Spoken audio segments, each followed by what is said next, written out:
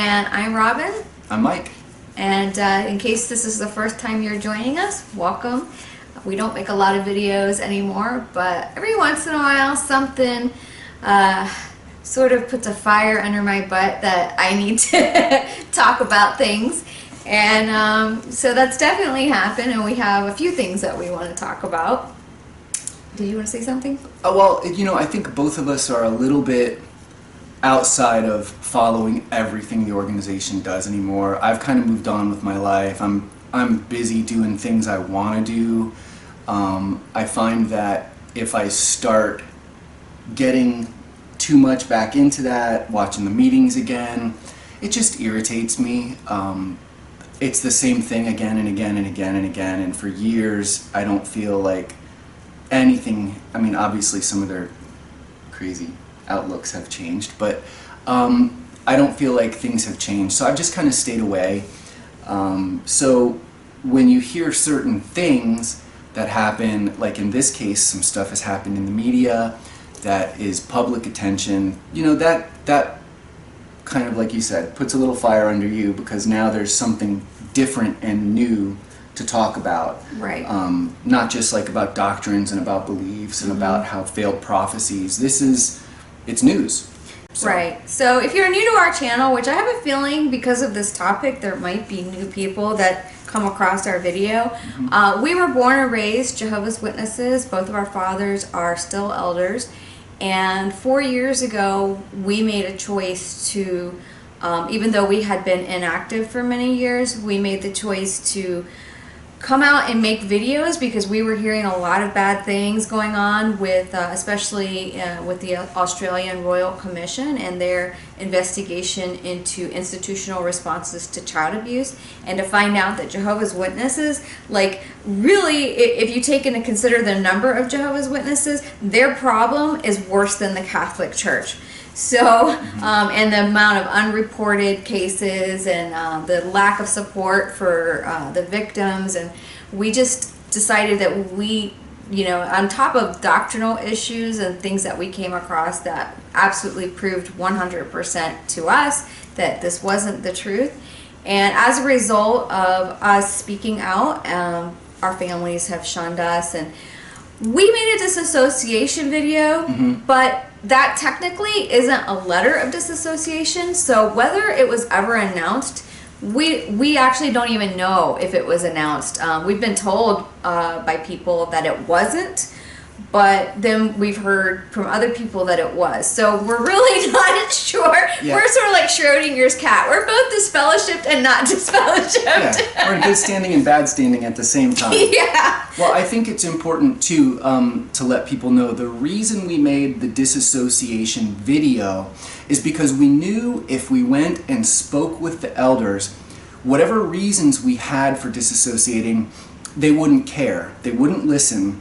And for all the people we've known in all of the local congregations around, we felt like for our own peace of mind and for people who knew us and were interested, they could actually watch the video and find out why we left. Exactly. We didn't leave because we were doing anything wrong according to the Jehovah's Witnesses. We left because we saw problems in the organization that made it super clear to us that there was no backing by any God in this organization, and that it was run by men, with rules made by men, with problems that come with man-made organizations. And we wanted it to be clear to anyone we knew, even our families, this is why we're doing it. Right. And I don't know how many people have actually seen that video who know us, but we felt it important to make it public, because if you meet with the elders in any kind of a judicial committee, everything is kept completely secret, and then it's really people's imaginations that fill in the blanks. And we didn't want all kinds of speculation about what we were doing. We're happy to talk to you and tell you what we're doing. There's nothing secret here. There's nothing bad or wrong or whatever. So that's part of the reason we did it. We felt like it was important that we weren't ashamed to disassociate ourselves. we put our faces right on it and we explained everything about it. So yeah, you can watch that video. It's one of our earlier videos from over 4 years ago. So anyways, like Mike said, we've moved on with our life. We stopped making so many videos because it was just taking a lot of energy and time, and we've moved on with our life. And but there are times where it becomes very apparent that because you can relate to people's circumstances and you hear things in the news, that we feel like it's sort of I feel a little bit of an obligation to present some information and give people hope. Basically, if you've been disfellowshipped or left the organization and you're feeling depressed and alone, so we've put ourselves out there to various people that we personally know, and also we make videos for those reasons. Not so much, like Mike said, to talk about the doctrinal issues, because there's plenty of other channels that do that and are doing a great job. So should we get to the thing that got me fired up this morning? yeah, we should get right into it. Okay, so I don't think that if you're living in a first world country, no matter where you live, I think you've probably heard about Jeffrey Epstein, who was an American millionaire who was involved in a pedophile ring and trafficking of young girls, and anyways, he ended up committing suicide last year. But either way, there's now his former girlfriend and lifelong friend, Ghislaine Maxwell, has been arrested. But there was a particular article that came to my attention this morning. It's an article entitled "Parents Fear Their Estranged Daughter, Ghislaine Maxwell's Lieutenant, is Next to be Arrested." So I started reading this article, and come to find out that the woman that they're talking about, that the parents are afraid that she's going to be arrested because she worked for them, is a former Jehovah's Witness, and her parents are current Jehovah's Witnesses. And what they say is, gotta grab my glasses here. It starts with elderly North Carolina parents fear the daughter they've rarely seen in decades will be the next to be arrested as prosecutors go after others involved in the predatory empire of Jeffrey Epstein and Ghislaine Maxwell. So basically, the parents are afraid she's going to be arrested, and then it talks about the Kellens, devout Jehovah's Witnesses, say they don't know where their daughter, who married former NASCAR driver Brian Vickers, lives, nor how long she worked for Epstein after she left a youthful marriage when she was 18 or 19. At around that time, Sarah Kellen was expelled from the church for her immoral lifestyle. I'm glad immoral was put in quotes, by the way, which reportedly included nude modeling. So they're sticking up for her because they feel they know her better than anyone, even though they haven't spoken to her in decades. And don't know where she is or where she lives or how long she was married or anything. They don't know anything about her life. And then it talks about that her spokeswoman put out a statement saying, when Sarah was targeted by Jeffrey Epstein and Ghislaine Maxwell, she, like many of their victims, was struggling financially and emotionally. Sarah was an isolated young woman, having lost the only family she'd ever known and being divorced by an older man and then cast out of Jehovah's Witness community. Soon after Sarah was brought into Epstein's world, he began to sexually and psychologically abuse her, abuse that endured for years. And then Epstein was known for manipulating his victims to further his abuse of others, and Sarah was no different. She continues to struggle with the trauma he inflicted upon her and so many other young women. And then it ends with Sarah's. Now, aren't they they're just good people here. You can just feel the love. Sarah's parents told the Daily Mail they love her and would welcome her back as long as she rejoins the church and shows them she's committed to the faith. So you don't even, it's not even just coming back, but you have to prove that you're committed. Right, which means doing all the steps to get reinstated is what they mean. Okay. So I just have to take a breath. Now, I am not defending this woman's behavior. If she was involved in recruiting these young girls and, you know, in their victimization, but I do believe that she is a victim herself.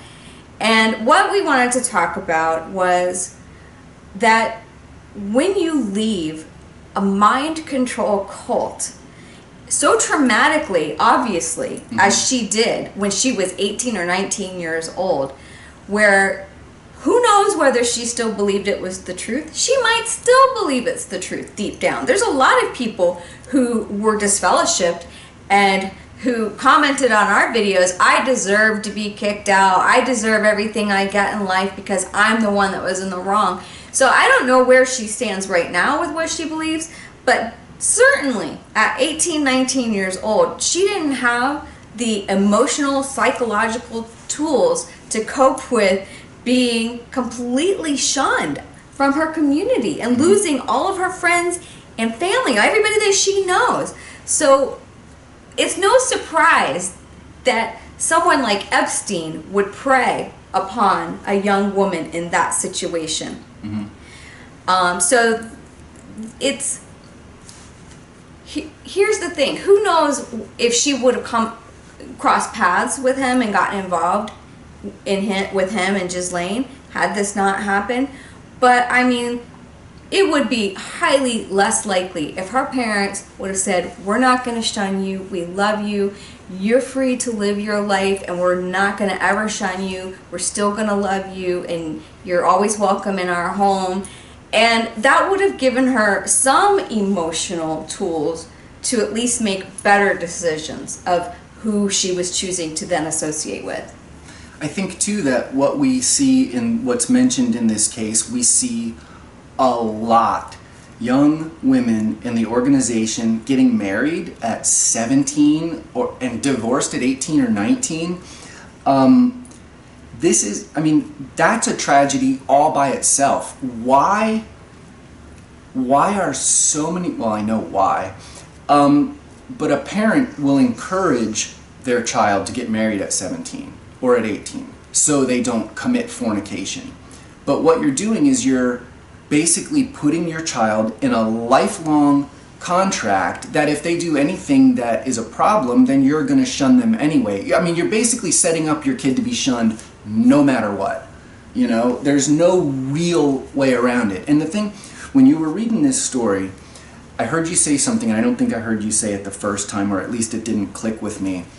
But the parents are like, we know her best. Well, that's obviously not true. But why do so many parents feel, especially I'm talking about Jehovah's Witness parents, why do they feel like they know you so much better? Because the truth of the matter is, they know what they taught you. They know what they want you to believe. They know what they expect you to believe. But how many times as a young person are you given the opportunity to tell your parents or an adult figure in your life who's a Jehovah's Witness what you truly want to do without fear of reprisals for what you say? So like, let's just say for an example, young man is athletic, in great shape, he's got a scholarship to college from high school for baseball or something. And it's not acceptable for that child to say, I want to play professional baseball. I mean, the chances that somebody's going to make it to that level are super slim anyway, but you don't have the freedom to say that. So when you turn it down because you know it's not an option, your parents think, look, they're doing exactly what we trained them to do. I know their heart condition, but you don't. And I think that's why so many Jehovah's Witness parents are shocked when their kids leave or when they get disfellowshipped or when they get disassociated, because Your children cannot talk to you and tell you the truth about what's in their mind and what's in their heart. You've set it up that way. Yes. You've raised them to only give answers to what you expect. And there's a reward punishment system there. Yep. Like, if you were to say, I wanted to do something that wasn't in line with Jehovah's organization, you might not get punished, but the look of disappointment, do you need to deal with that? Your parents being disappointed with you and all of that pressure? And then out came the bound volumes, because that was what we grew up with, the bound volumes, where they want to sit down with you and go over some Watchtower articles. And then comes the meeting with the elders to try to encourage you. Which is basically telling you anything you're thinking in your own head is wrong. Mm-hmm. That's the encouragement. Mm-hmm. Don't trust yourself, you're wrong. And then you get labeled as bad association, so you're not disfellowshipped, you're still active, going out in service, you've never been, in trouble, you've never done anything wrong, but now you're bad association, and that little rumor starts spreading. So then you're light shunned. You're excluded from activities with other kids your age when they're having get-togethers or going places. Mm-hmm. So it's like a slippery slope. And because you've seen it your whole life, where that path is going to lead if you ever leave. Or if you ever tell what's really in your mind. And I understand that my parents. All right, the problems of modern technology. We ran out of memory, so we had to delete some stuff off our camera. But anyways, I was talking about that I can understand that my parents didn't really know who I was, and that all of this came as a surprise to them.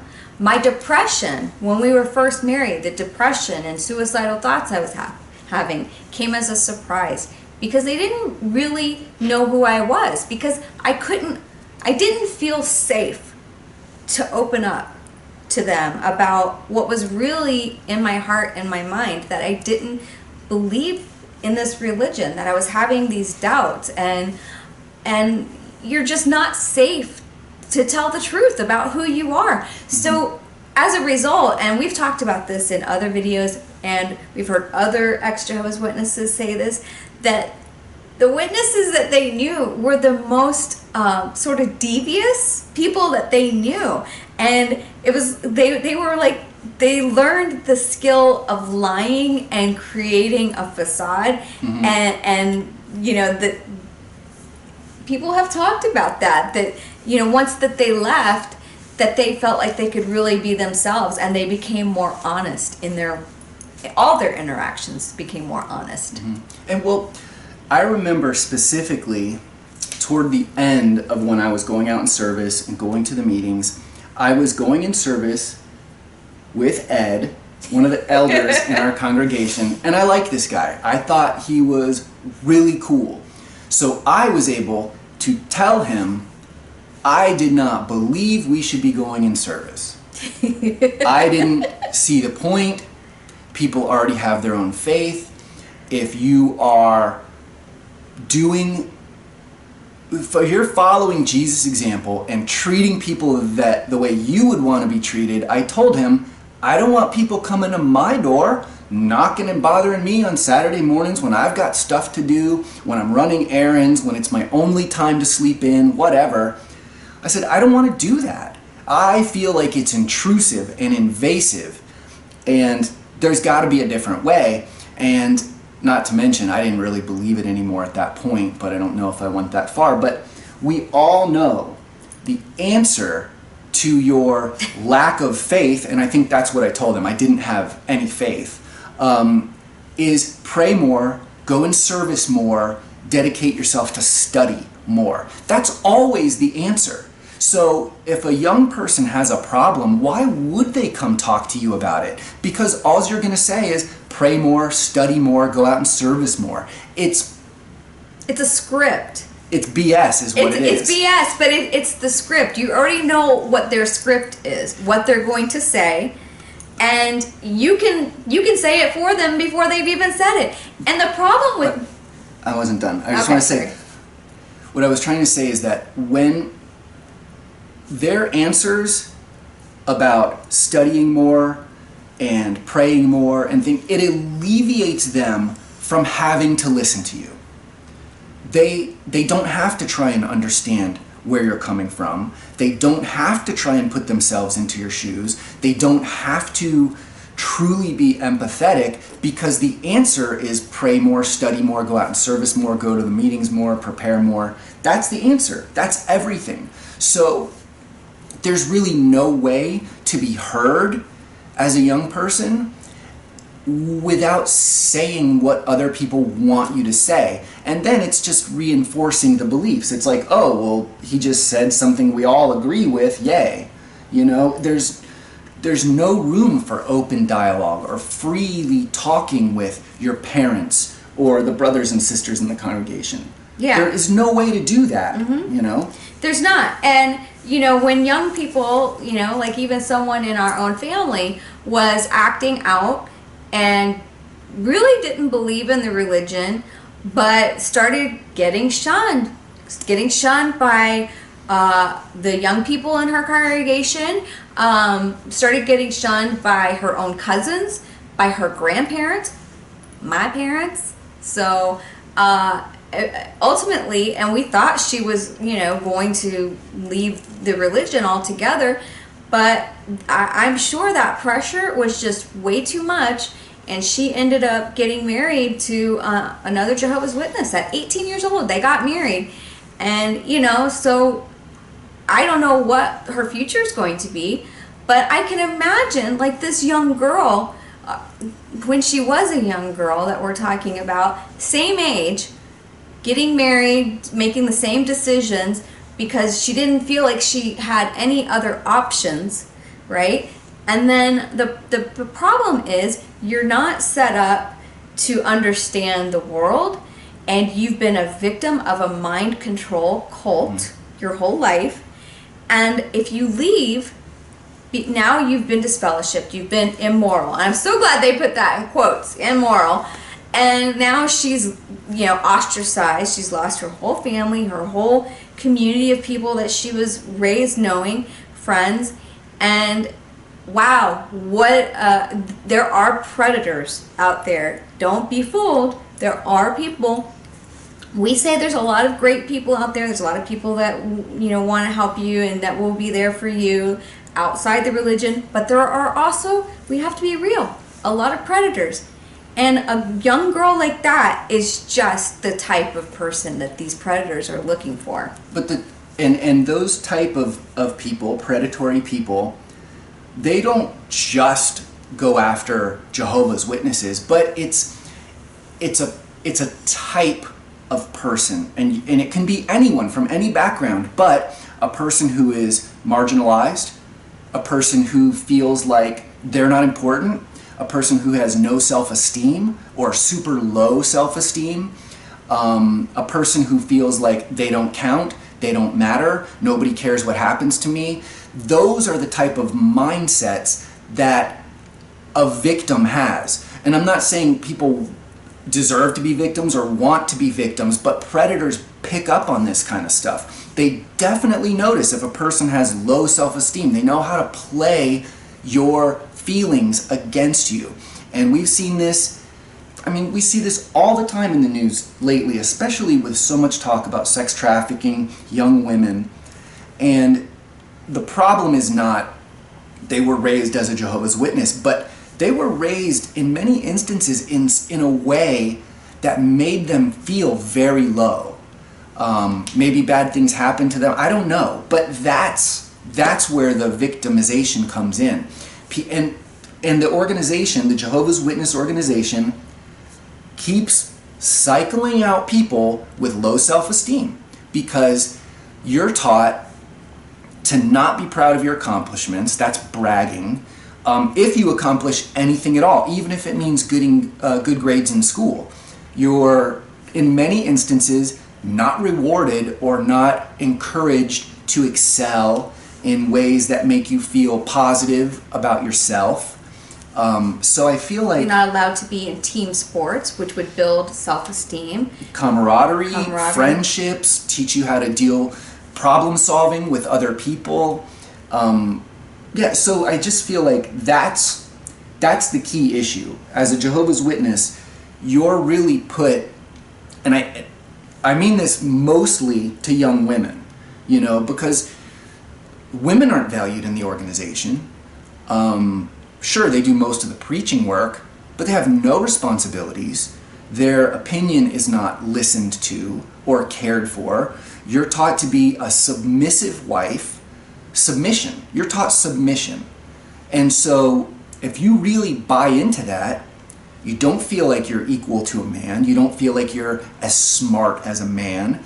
That's what breeds these problems, you know? And there's a real problem with that. Not building up people's self-esteem and not encouraging them to pursue things that they're good at or things that make them feel happy.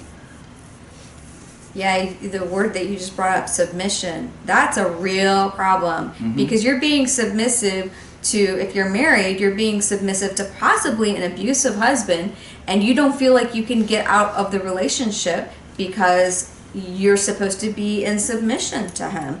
And how many times have we heard situations like that where, you know, for years a woman stayed in the marriage because, you know, of being a submissive wife when she should have gotten the heck out of there. We've heard of stories of somebody we both knew personally who was kind of a bragging right that they were abused physically to stay in the organization. And I say bragging right because they talked about it very proudly about how their husband beat them up and they still went to the meetings, and everyone would gather around them and say, "Oh, you're doing so good. You're such an example to the rest of us." But what I see is an example that should not be taught to anyone. Don't stay and be a punching bag. Well, I don't mean that to sound awful. I mean, don't stay and take abuse when you can stand up for yourself. And people are not taught to stand up for themselves. Well, or get out. Sometimes you can't stand up for yourself because you do that, you might end up dead. No. I mean standing up for yourself by getting out. Right. By changing your circumstances. Yeah. You know, to protect yourself, protect your life. Yeah, go to the police. Do whatever it takes. But how many stories have you guys heard about women who were in abusive relationships and they were told by the elders that through their submissive behavior, their husband, you will heap fiery coals on his head and humiliate him at some point in the future when he realizes that you were right and he was wrong. That fairy tale isn't real. You win him without a word. And in the meantime, how many years of abuse do you take? How does your self-esteem handle that? How does that affect your relationship with your children when you feel so bad about yourself that you can't stand up for yourself to protect yourself and protect your children, even by saying, I just need to leave this situation. I need to go to a safe place where I don't have to feel threatened all the time. So this went off on a little bit of a tangent, but I wanted to get back to this story because this just really highlights how Jehovah's Witnesses have no natural affection. If they knew, now they do know, that she was one of Epstein's victims and that she got possibly lured into working for him and then re-victimizing other people, and yet the parents still, now they know this, they know she's been a victim, that this happened to her, and she was a victim of possibly a bad marriage and who knows what else, but yet they still won't reach out to her and contact her and have her back in their life unless she meets the conditions of coming back and getting reinstated and showing that she has faith. So it's conditional love. They don't know how to love. Yeah, they don't know what it really means. They have no concept. That's not love. That's not love. It's not genuine love. You don't understand how to love when you are putting those kind of conditions. When you know your daughter was victimized and yet you still won't try to reach out. You know, I was just thinking too, in that very instance, you know, it's not uncommon, and I've heard a lot of these stories, for a young woman, 18, 17, to marry an elder or ministerial servant who's 30, 40, 50. We've heard stories like this. So, in a way, the Jehovah's Witness organization is normalizing what I consider perverted behavior. You're normalizing relationships between young girls and old men. Is it a wonder? I don't know. It doesn't say how much older her husband was, but it says older. But we've personally seen. Oh yeah. Young teenage girls marry men in their 30s and 40s. Mm-hmm. And to me, that seems weird. Yeah. Like, whatever. That's a whole nother thing. It's a whole nother thing. But you can understand how a girl, and all we're trying to do is say, put yourself in these shoes. Understand how this could happen. Mm-hmm. You know?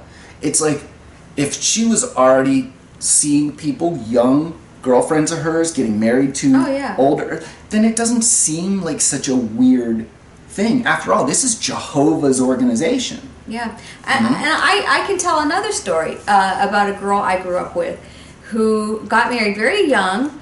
She was 17 and married someone who was, I think he was close to 10 years older than her, but a very abusive person, very abusive. She stayed with him for quite a while. They had children together. And when she tried to get help through the years from the elders from his abuse, they always told her that, you know, she needed to be a better wife, that it was her fault. And eventually she did end up leaving him and got disfellowshipped. And I think she's reinstated and remarried now to another much older man, JW. But that just was, you know, she didn't feel like she had any choices. She was, you know, she tried to get help from the elders, and it was a good old boy system, and they were just like, you know, telling her she was in the wrong when he was very abusive. Mm-hmm. So, I mean, it's just, all of us who have left have these stories. And I just felt, and I hate to use the word triggered, but I really felt triggered when I read that story, because I know there's so many young people who now, with what's going on in the world, they're cooped up in their home if they live at home, and they have to sit in on these Zoom meetings, even, you know, and that they don't feel like they have any choices. And, you know, that's where it can lead to suicidal thoughts and making bad decisions. When someone comes along that can help you get out of your situation, that they might jump at that opportunity because they don't feel like they have any other options. And that situation might be worse than the one that they're in at home with their parents. So, you know, that's where, you know, our message is that if you're in this situation, you're a young girl especially, and you don't believe in the religion, or you feel it very suppressive, and you have other dreams and desires in life, you know, take care, because there are other options and, you know, resources available to you. You know, even counseling. You know, so many people don't even think about going into counseling, but counselors who can, you know, will keep your information private. It's just between you and the counselor, and they can give you steps and resources to help you to first to work on yourself, and then to be able to get out of the situation that you're in. But jumping, you can be jumping out of the frying pan into the fire if you don't take time to make a plan. Yeah, I'm glad you said that, actually, because that's something I wanted to mention, is that I feel that therapy is so important. Not even necessarily because, I mean, a good therapist isn't going to tell you what to do. Right. But it allows you a space that you can say what's on your mind without somebody telling you it's wrong. if you have thoughts that are unbalanced, hopefully by going to a therapist and working these things out, you'll come to that conclusion on your own, that my thoughts were unbalanced, that I need to find a different path.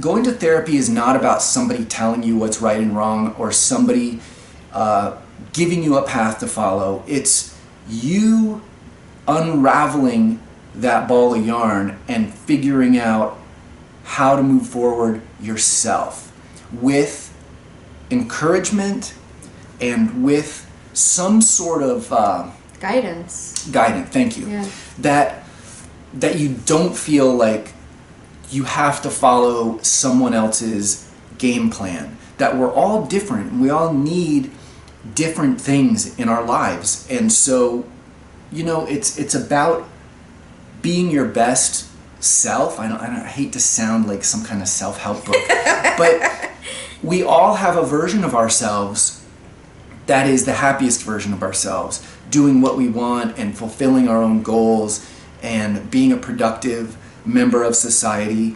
Like, we all have a version of that inside of us, regardless of what we're doing now. There's always a version of you that's the best version of you, the most helpful, most productive version of you. And I think that's the goal. The goal is to get to a place where you're the best version of yourself, where you're happy.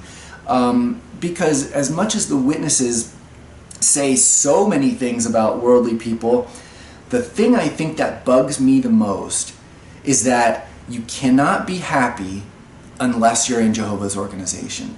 And there could not be a bigger lie that's told to you. I don't know how happy the rest of you guys are living life someone else's way, but when you start to realize you can live life in your own way and still be a good person and be productive and happy, there's no way to go back from that, Yeah, and that we were talking about. I haven't watched any of the Always Rejoice convention, but he's watched some things about it, and that was another point we wanted to talk about, that how they're discouraging people from really just they want progressing in their life. Yeah. They want, specifically I was thinking about the videos talking about your workplace and not accepting promotions because they may, pull you away from the meetings, or not accept, it's so frustrating. It's so frustrating, especially because it's hypocritical. First of all, it's super, super, super hypocritical to say that, because I've known too many elders and too many people who were like higher up in the organization who did whatever they needed to do, running businesses or whatever, and they don't seem to be punished for stuff. So I haven't seen the what he's talking about, obviously, but knowing, as how it was being a Jehovah's Witness and being told that you shouldn't be looking to higher education, and if you accept, don't be looking to basically promote up in your jobs and work the corporate ladder or whatever.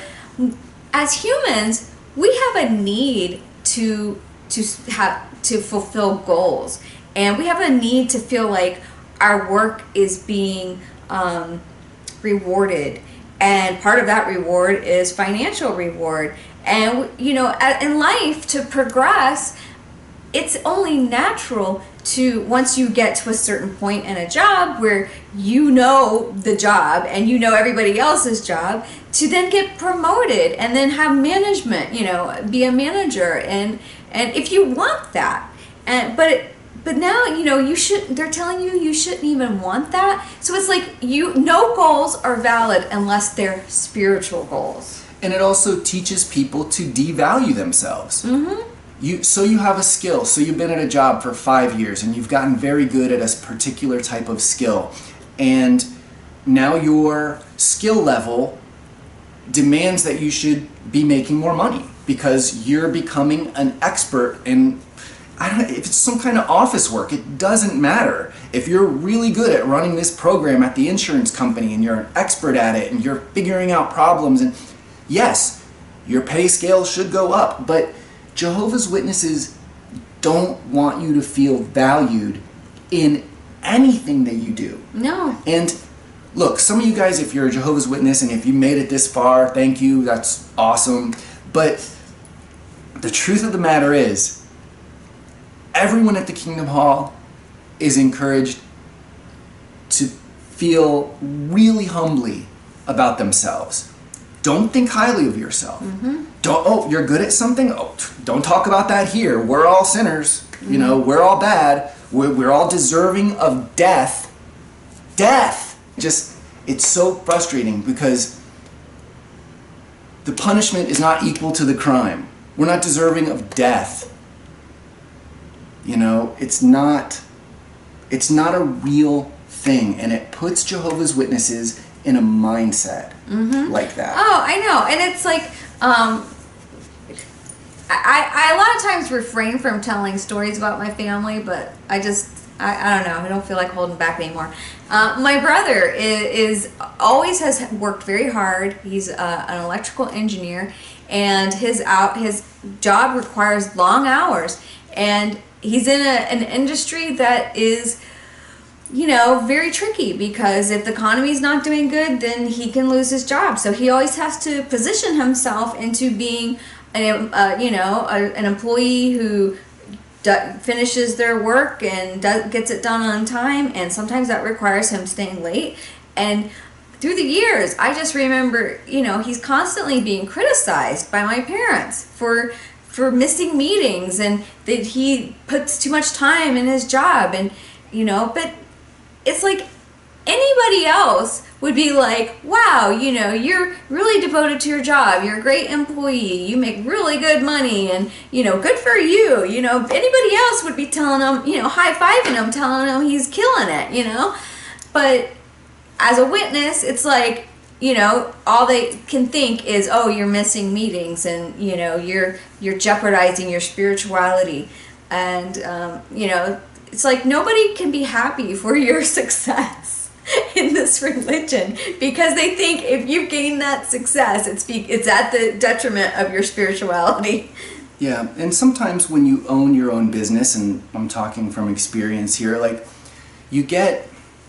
sometimes jobs just don't go the way you expect, and you have deadlines, and you have obligations. I mean, in my personal experience, I've definitely missed meetings before, but it was because I had to finish making an engagement ring for a wedding on that weekend or something, you know. So I never felt like I had the opportunity to just tell the people, by the way, who are paying all of my bills, that I'm not going to have your ring done in time, so scrap your wedding, scrap all the invitations and all the food, just do it later when I have the time. No, I never felt that way. It's like if somebody needed something, and it was a big thing, like your engagement ring and your wedding band, having that for your wedding, that's kind of a big deal. Yeah. I would think people would think that's a big deal. So when, you know, for whatever circumstances, if you have to work late, it's always attributed to you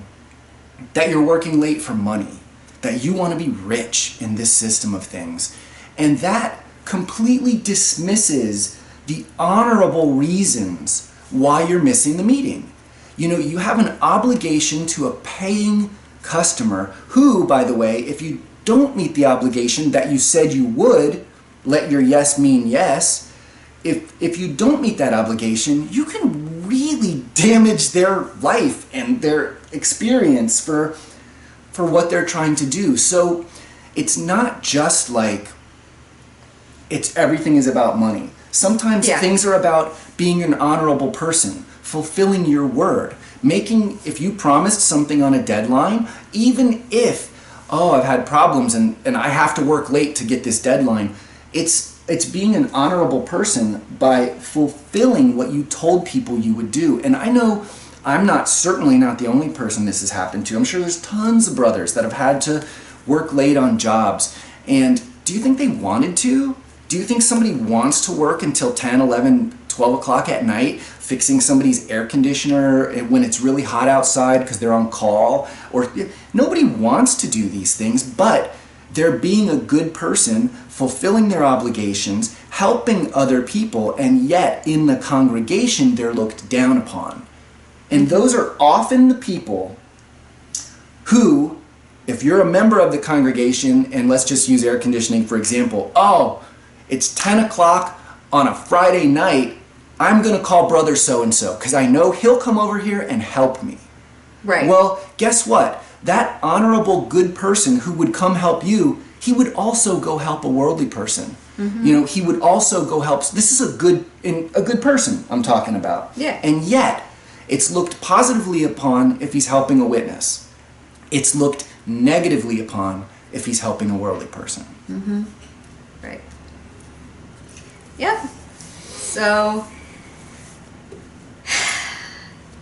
anyways, that's a subject that we literally could go on for hours because it's such hypocrisy, and you know, we know that the whole point of why they discourage people from higher education or for working on meeting nights and all this stuff is so that they can continue to get their dose of indoctrination, so that they won't question things, they don't have time to question anything, so that they stay indoctrinated and their mind doesn't start to open up. Because once that happens, that's a rabbit hole there. And you won't get them back once that happens. So yeah, and again, I was thinking about this just the other day as well, about the continued repeated lessons at the Kingdom Hall, the Watchtower Bible study, the Watchtower study and the talks and stuff. Do you ever really learn anything new? I would say no, because even if they say, oh, it's now not the generation of 1914, but it's an overlapping generation, that doesn't change your day-to-day. That doesn't change the talks. That doesn't change that the end is coming. That doesn't change anything that they've said. And when you're in school, when you learn whatever topics you have to learn and you graduate school, you don't have to keep going to school to keep getting refreshers every single week about the things you've already learned. When you learn something, you learn it and you know it. So there's a reason why meetings are repetitive. It's indoctrination. And if you guys, if anyone, again, who's watching, who's a Jehovah's Witness, thank you for sticking with us. But, they what do they say? It's inculcating the words into your children when they sleep and when they get up and when you're walking on the road and whatever. Inculcating. Inculcating is a synonym for indoctrination. So you have to think to yourself, you've done this as a parent raising your kids. You're indoctrinating them. And we just get stuck in that cycle, in going to the kingdom halls, but not learning anything new. So I guess my point is, when somebody gets their degree or they become a doctor or whatever, they already know what they need to know. So as a Jehovah's Witness, you almost have to ask yourself, why do they keep pounding these same topics into my head again and again and again and again? Is it because I don't know what they're talking about? No, you know it. You've learned it your whole life. So why? Just think of the reason for that, Mm-hmm. Yes. So, on to our next topic. Do we have a next topic? Yeah. It's we just want people to think critically, and once your mind starts to open up, you do question everything, and that's the last thing they want is you to start questioning. And that's the point of indoctrination, so you're not questioning But anything. they tell you, do your research. They tell you, Yeah. question everything, but they don't mean it. Because No. when you start asking questions, they tell you to stop that. No, oh, do your research, but only in Watchtower publications. That's not research. Which ones, the new ones or the old ones? Because I heard True. the old ones are apostate now. Yeah, the Like, old ones are apostate. I have bound volumes going back to like 1952, and I don't think anybody wants to hear anything coming out of those bound volumes nowadays. No, not when it was saying that the end would definitely come before the generation of 1914 had passed away. Mm-hmm. And that was on the masthead of the Watchtower for decades. Yeah. In some of their earlier, I say earlier, 60s and 70s publications, I think even as far as the early 80s, they said that they didn't believe that this system would continue past the millennium. You know, I'm not saying they said it would end at the millennium, but they didn't believe that we would still be in this system by then. Yeah. So, anyways, I think we've said that what we needed to say, and I'm just going to say shame on those parents that are in that article that live in North Carolina. If you ever come across this video in some way, shame on you. Do the right thing. And yes, she's probably going to go to prison too. And yes, she's going to have to pay for her crimes, and she should, because there is no excuse for what she did. But we're just trying to put out, I don't know if you want to call it a warning, but just for those young ladies especially, you know, or anybody that's leaving. And it's really hard. It's really hard when this is all you've ever known. But, you know, there are people that are good. There are people that can help, but you don't have the tools really to be able to tell those people apart. So a good place to start would be in therapy. So we always encourage people to get therapy when they're leaving the organization. So I wanted to bring up something that just came out, and I was kind of excited about. It's this book called Growing Young, How Friendship, Optimism, and Kindness Can Help You Live to 100 by Marta Zaraska. And she interviewed me for this book a couple of years ago. I had forgotten all about it, and then I got an email from her a couple of weeks ago letting me know that the book had come out, and she mentioned me in the acknowledgments. And I'm in there under a section about shunning and how ostracism affects your health and your life. And, you know, she talks a lot about how it's not just necessarily about exercise and food, about people living long life, but it's also their social structures and mental health and all of that. And so, anyways, I got a little mention in this book, and that was kind of exciting. Yeah. So, what else is going on? Well, what's going on there's nothing really going on in the world right now, is there? Yeah, I don't know. I find that when we start talking about this stuff, I'm frustrated inside. Like, I'm frustrated inside because of this craziness, you know, within the organization. The craziness in the world is a whole nother topic. But I think this kind of a topic, when you saw this article, it reminds me why we started doing this in the first place. Mm-hmm. Because Robin and I were both, at some point, young in the organization and feeling like no options were viable. Mm-hmm. And I think our biggest goal when we started this was to reach out to nieces and nephews and young people that we were hoping would see this, to give them an option, to give them maybe a little information that there was another road or another path that they could go down, mm-hmm. one that would lead them to a happier end result.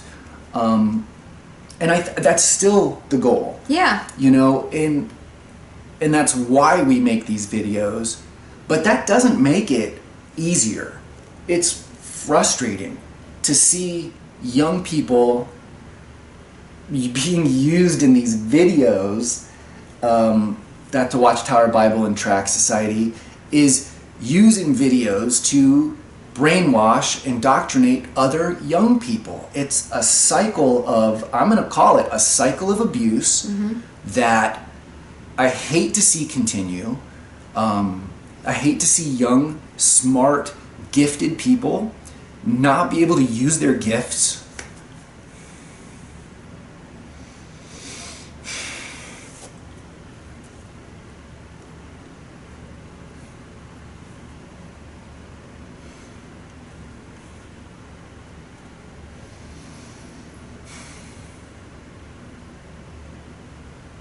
To waste their lives for something that's not real. Yeah. We don't want to see anybody waste their lives. And we felt like a lot of our life was wasted. And that's painful when you feel like you can't go back. You know, and all these opportunities, all these things that you could have done, and you didn't because you didn't want to lose your family. You didn't want to be disfellowshipped. You were afraid of dying at Armageddon if you still believed in it. So we don't want to see young people waste their lives. We still get emotional when we talk about that. As you can see, we still get emotional because, you know, we know that there are many things that we would have done different in our life if we felt like we had the option. Right. And there's nothing worse than feeling stuck. You know? Yeah. Like you have no options. There's nothing worse than that. That's why they have such a high suicide rate. Right.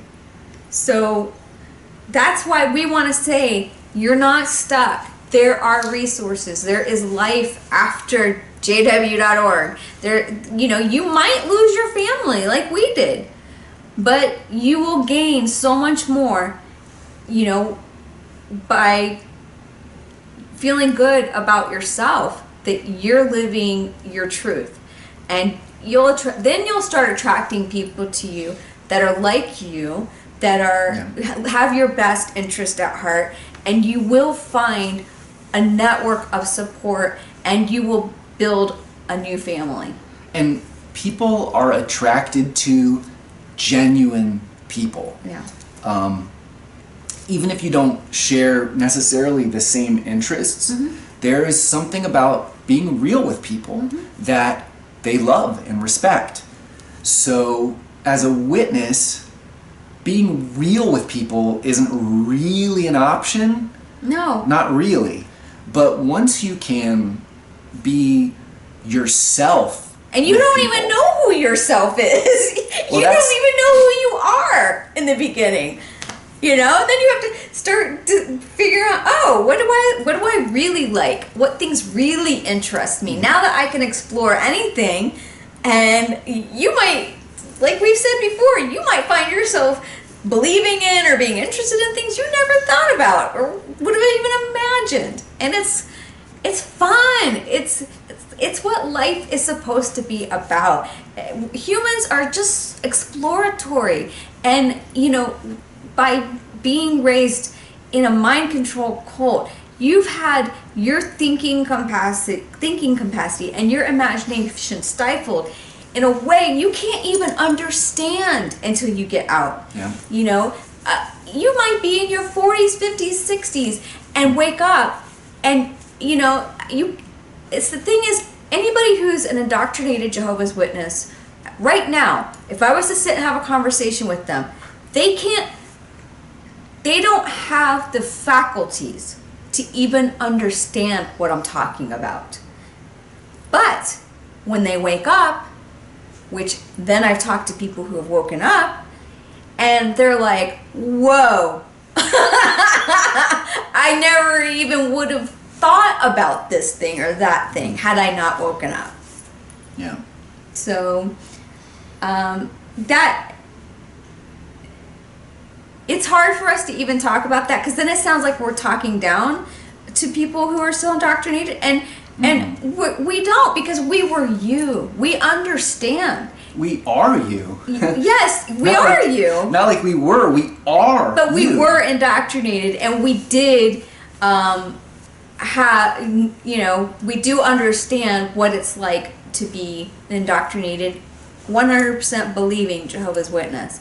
But we also know our experience and the experience of dozens, if not hundreds, of people that we've talked to after leaving who have left and who have gone through the same experience of their minds opening up and thinking about the world completely different and seeing different opportunities for themselves and finding new passions in their life that they never would have found had they stayed a witness. Yeah. As a Jehovah's Witness, your life is exceptionally limited, and you're expected to live the real life, your real life, in some future time. And if I've learned anything, it's that your time is now while you're alive. I don't pretend to know what happens to somebody after they die, but I sure don't believe the Jehovah's Witness version of it. But I do know that while you're alive and you're healthy and you can make friends and do things, that is the time to do them. Not when you're 80 and looking back with a life full of regret because the end still hasn't come, and you never went to school, and you never went to college, and you never had that job that you really cared about, and you never did the things that you wanted because you were always waiting for some future time when the world was going to be perfect, when Jehovah made everything perfect. That's living in a dream, and it's like deferring your life to another time. But my belief is, and I'm not talking for Robin here, my belief is you got this one life. You've got this one chance. Here you are, lucky to be alive on planet Earth, and you're doing what? Waiting to live until you die? Like until everything is, you're old, until, like you're deferring all of your youth and your energy and your vigor and your passion. You're deferring that to what? So that when you're 80, you can be regretful if you're fortunate enough to make it to 80. It's just not a healthy way to live. No. Yeah. It's not. It's not. It's sad, and our parents are still alive. His parents are alive, mine are alive. Mm-hmm. They are elderly now. It's weird to think about. I haven't seen them in a long time, but yeah. Yeah, and they can't let go of this indoctrination because it would mean that their whole life was a lie. And I think that's incredibly sad, but I also think it's wrong because, first of all, I'm just going to preface this by saying I don't require them to leave their religion or give up their faith in order for me to have a relationship with them.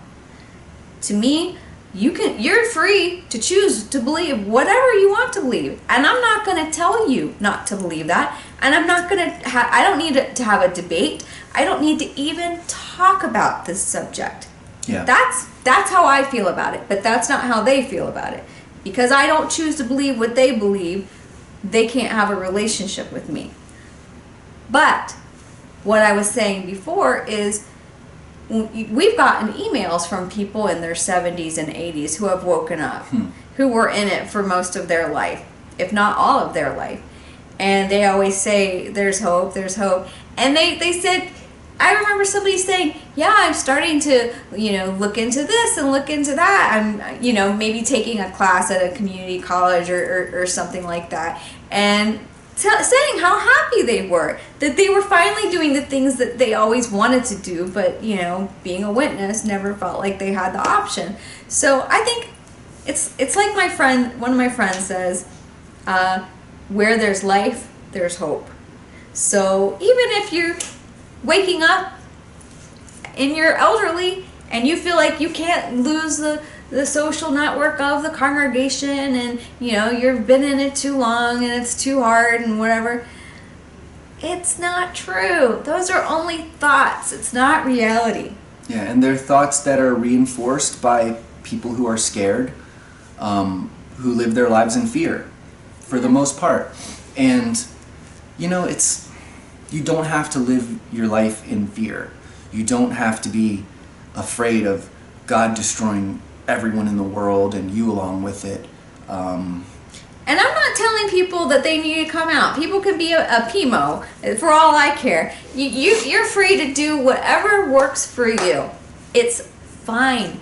You are fine. You're okay. Whatever you decide to do.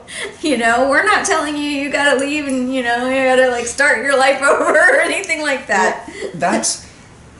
Well, this touches on another thing, and it's like, as a Jehovah's Witness, you're kind of taught that if your life is going too easy, you're probably not doing things right. That life is struggle, and it's hard, and Satan is always trying to wear you down, and there's a whole mindset of being a Jehovah's Witness and thinking that life is struggle. And it's not. It doesn't have to be. It is for some people due to their circumstances. And if you're a Jehovah's Witness, it is for you due to your circumstances, but you can change your circumstances. Part of that just comes with knowledge. Learning about the organization, learning what they teach, learning the things they used to teach, learning how they've changed. It's just, life doesn't have to be a struggle. Satan is not out to get you. It just, right. You don't have to live under these archaic mindsets. I have one more thing to say, and I think that we should wrap it after that. Right. But because, right now we're recording this July, the 19th, 2020. And we know what the world situation is. We don't need to get into that. But if you were starting to question your beliefs, and now the fear of this virus is making you think, oh, well, maybe we are in the end. And I, in fact, have texted with some ex-JWs who had family members who were waking up and wanting to leave and starting to make their preparations, and now they've gone back because they're afraid that we're in the Great Tribulation. And many of them are actually saying, even though the governing body has not said that the Great Tribulation has started, and now isn't that interesting? Isn't it interesting that they won't come out and make a statement that this is the Great Tribulation? Because, well, we know their history of making predictions before and that have failed. But if you're afraid that maybe this is the start of the Great Tribulation and that's why you're staying, well, that's your choice. But what's going to happen when this blows over and and things sort of return back to quote unquote normal? Who knows what the normal is going to be after this? But will you have yet again delayed for another year moving on with your life? Yeah. Many people did that when 9/11 happened, that they thought, oh, this is the beginning of the Great Tribulation, and then they came back, and they, because they didn't want to be destroyed at Armageddon, and, many people who were inactive came back, and, now what? Well, that very thing happened to us in the late 90s when Dateline NBC did a expose story about sexual abuse within the Jehovah's Witnesses. I saw it on TV. I was shocked and horrified, and talked with Les, one of the elders, who assured me those were all apostate lies. None of it was true, and that kept me around the organization for another 8 years, something like that, until you start hearing the same things again. It's easy to be complacent. It's easier to be complacent. Even if your life is not easy, it's easier to kind of just roll with things that you already know, as opposed to stand up and change everything. It's easy. Change is not change is not easy, you know, but change is necessary for growth. And growing and learning, it's not always the easiest process, but you come out better for it on the other side. And not only do you benefit from your growth, but everyone who's around you in your life benefits from your growth as well. So you're not just creating a positive outcome for yourself, but a positive outcome for every person you come in contact with. Yeah, that's absolutely true. All right. This has been another epic, long video. It doesn't seem like that long. It only seems like 15 or 20 minutes we've been talking, but I have no idea how That's long. because we go so long in between making videos that we just have so much to say once we actually make a video. Yeah. Well, anyways, thank you. If you've made it this far, thank you. We appreciate you watching. And yeah. We care about you guys. Yeah, we do. And if we haven't responded to your emails, just know that it's because we're very busy and it's tough to get around to all of it. So, but thank you for your support in the past, and thank you for all of your friendships that we've made with many of you, and we love you all. And until next time.